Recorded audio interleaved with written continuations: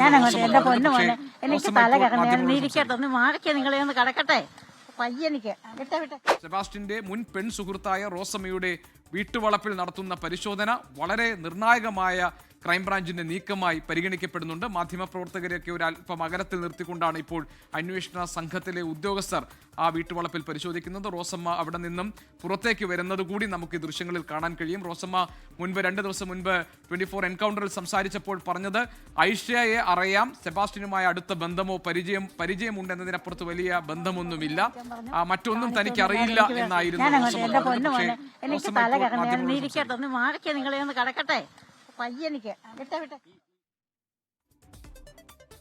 അവർ ഒന്നും മാധ്യമങ്ങളോട് ഇപ്പോൾ പറയുന്നില്ല. എനിക്ക് വയ്യ, നിങ്ങളൊന്ന് മാറും, ഞാൻ അങ്ങോട്ട് കടക്കട്ടെ എന്ന് പറഞ്ഞ് റോസമ്മ അങ്ങോട്ട് നടന്നു പോകുന്നതാണ് കാണുന്നത്. ഏതായാലും അന്വേഷണ സംഘത്തെ സംബന്ധിച്ച് വളരെ സുപ്രധാനമായ ഒരു നീക്കം എന്ന നിലയിലാണ് റോസമ്മയുടെ വീട്ടിൽ അവിടെ കോഴി ഫാമിന് വേണ്ടി എടുത്ത കെട്ടിടത്തിൽ കേന്ദ്രീകരിച്ചുകൊണ്ട് ഇപ്പോൾ നടത്തുന്ന റഡാർ പരിശോധന.